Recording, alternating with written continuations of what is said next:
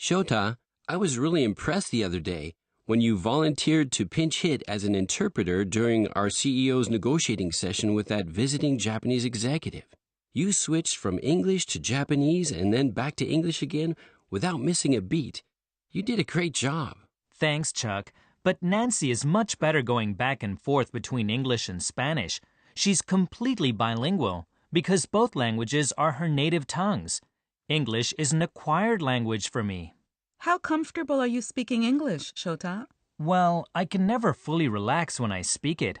I always have to make a conscious effort to watch my grammar, syntax, and pronunciation. I really admire your ability. Going back and forth between languages is a form of brain training that helps make the old gray matter more flexible. Wouldn't it be great if all the people in the world could communicate with each other in a common language? Think of how much that could help human society. You know, we monolingual Americans really envy people who are bilingual. Even though the United States is a racially diverse country where over 350 languages are spoken, 8 out of 10 Americans speak English only. Well, that's hardly surprising. The United States is a huge country with oceans on 2 sides and long land borders. People don't have much motivation or even opportunity to learn a second or third language. Another relevant factor is that Americans don't travel abroad as much as other native English speakers. Did you know that only about 40% of Americans own passports? In the case of Britain, many people forget that English is just one of many languages spoken in Europe, and that it can be very smart and useful to know another language.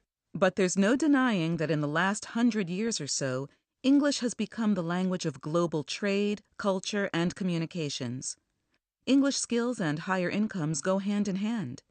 And there's no denying those things lead to a better quality of life.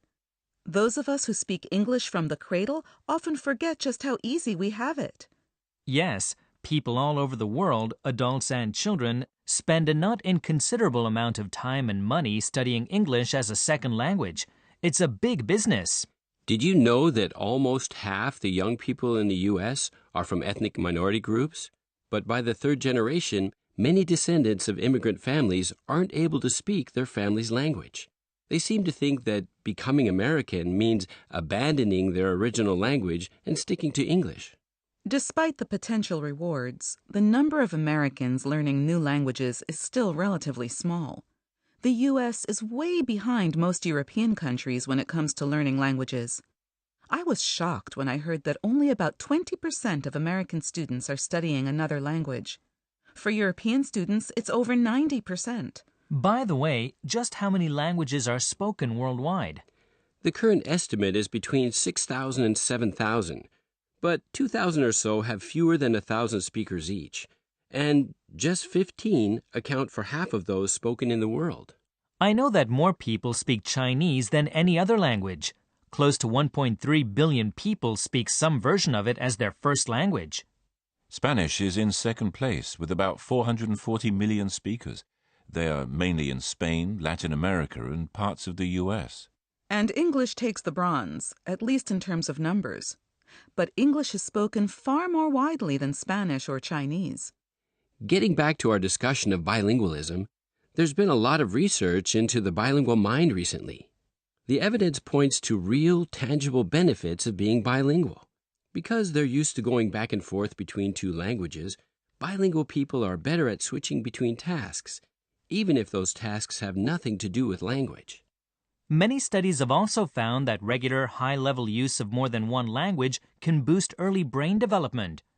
Researchers think that's because having to choose the right language for a given situation involves processes beyond those needed for monolingual speech. Yes, being bilingual can improve your ability to concentrate and process information. It can also delay the onset of dementia. These effects are most noticeable in people who have been multilingual from an early age, but acquiring languages later in life can also make a difference. Knowing another language can also help you develop your empathy skills. Being bilingual makes it easier to see things from a different perspective. There's also lots of data showing that multilingualism makes good economic sense. Countries that encourage their citizens to know more than one language benefit in many ways. That can also put more money in your pocket. You don't have to actually speak a second language on the job to boost your earnings. Just knowing a second language is seen as a sign of cognitive ability, determination, and a solid education. That makes sense to me. You know, more than half the people in the world are bilingual. That gives me some hope for the future of the human race.